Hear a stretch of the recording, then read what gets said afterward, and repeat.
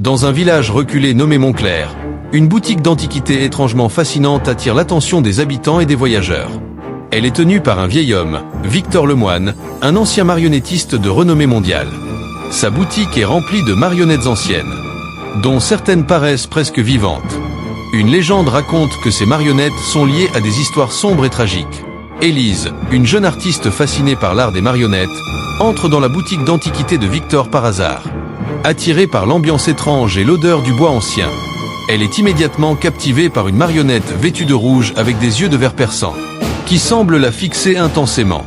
Malgré l'insistance de Victor pour qu'elle choisisse autre chose, elle achète Carmine, curieuse et intriguée. De retour chez elle, Élise installe Carmine dans son atelier, mais une atmosphère lourde s'installe. La nuit venue, des craquements résonnent dans la maison, comme si quelqu'un marchait doucement. En se levant pour vérifier, elle trouve Carmine tombée de l'étagère, ses yeux semblant briller légèrement à la lueur de la lune. Les jours suivants, les phénomènes se multiplient, des objets sont déplacés. Des gribouillis apparaissent sur son carnet de dessin. Une nuit, Élise croit entendre une voix chuchoter « Pourquoi m'as-tu ramené ?» Paniquée, elle retourne chez Victor, qui refuse d'en dire trop mais lui révèle une piste. Cette marionnette a une histoire. Vous devriez vous en débarrasser avant qu'il ne soit trop tard. Les phénomènes étranges deviennent de plus en plus violents. Élise retrouve son miroir brisé avec une seule phrase écrite sur les morceaux. « Libère-moi ». Une nuit, elle est réveillée par des bruits sourds et découvre Carmine assise à sa table. Une main levée comme si elle s'apprêtait à écrire. Désespérée, Élise décide d'en apprendre plus sur l'origine de cette marionnette. Elle passe des heures à la bibliothèque municipale et découvre une série d'articles anciens sur Gabriel Morel, un marionnettiste du 19e siècle réputé pour ses créations exceptionnelles, mais accusé de pratiques occultes. Selon les rumeurs, il aurait sacrifié des âmes humaines pour insuffler la vie à ses créations. Élise retourne voir Victor pour confronter ses découvertes. Le vieil homme, après de nombreuses hésitations, lui raconte toute l'histoire. Gabriel était son mentor avant de sombrer dans la folie. Il voulait défier la mort elle-même. Cette marionnette, Carmine, elle contient son âme. Elle est différente des autres. Elle est consciente, malveillante. Victor supplie Élise de se débarrasser de la marionnette, mais elle hésite. Elle sent que l'âme prisonnière cherche à communiquer avec elle, peut-être pour une raison différente.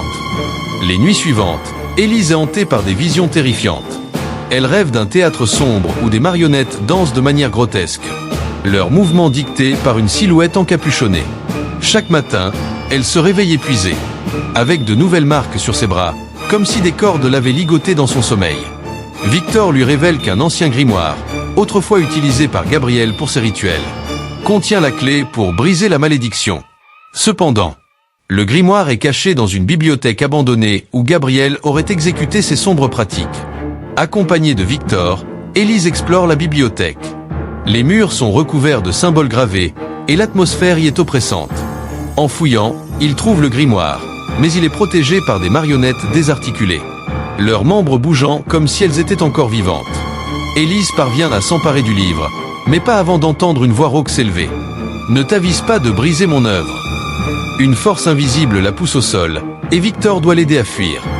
La lumière vacille dans la boutique, illuminant les marionnettes éparpillées, qui semblent respirer dans l'obscurité. Élise, le grimoire à la main, se tient au centre du cercle d'incantation tracé par Victor. Les bougies vacillent sous une brise invisible, et l'air devient de plus en plus lourd. L'atmosphère est oppressante, chargée d'une énergie surnaturelle. Victor, à ses côtés, ajuste les talismans protecteurs en murmurant « Une fois le rituel commencé, il n'y aura pas de retour en arrière ». Élise commence l'incantation, sa voix tremblante mais déterminée. Les premières marionnettes s'animent, leur corps désarticulé se mettant en mouvement avec des bruits sinistres de bois qui craquent. Elles avancent vers elle, leurs yeux de verre brillant d'une lumière malsaine. Une marionnette à la tête disproportionnée s'élance soudainement vers Élise.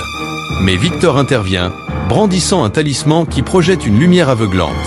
La créature hurle et se désintègre dans un nuage de cendres. Cependant, les marionnettes ne cessent d'arriver, leurs mouvements saccadés créant une cacophonie effrayante. Certaines rampent au sol, tandis que d'autres sautent des étagères pour tenter de briser le cercle de protection.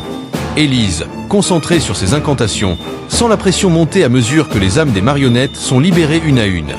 Au centre de la boutique, Carmine reste immobile sur son socle, ses yeux fixant Élise avec une intensité croissante. Lorsque la dernière des marionnettes secondaires est réduite en cendres, un rire glacial emplit la pièce. « Tu crois pouvoir me vaincre ?» gronde une voix grave qui semble émaner de partout à la fois. Carmine se lève lentement, ses mouvements étrangement fluides, comme si elle n'était plus limitée par son corps de bois. Sa tête s'incline vers Élise, et ses lèvres de bois articulent des mots impossibles. « Je suis éternel. Tu n'es qu'une enfant jouant avec des forces qui te dépassent. » Soudain, Carmine lève une main, et une vague d'énergie noire jaillit, frappant Élise de plein fouet. Elle est projetée en arrière, hors du cercle de protection. Victor hurle en courant vers elle, mais Carmine l'arrête d'un geste. « Tu as eu ta chance, vieil homme. Maintenant, regarde ce qu'il en coûte de me défier. » Alors qu'Élise tente de se relever, elle est envahie par des visions terrifiantes. Elle se voit prisonnière d'un théâtre où Gabriel, dans sa forme humaine, manipule des fils invisibles attachés à son corps. « Tu veux me libérer ? Alors prends ma place !» crie-t-il en tirant violemment sur les cordes, faisant souffrir Élise. Elle entend également les voix des âmes piégées, suppliant et hurlant, leur souffrance insoutenable. Élise lutte pour garder son esprit intact, se rappelant les mots de Victor. « La clé est ton courage.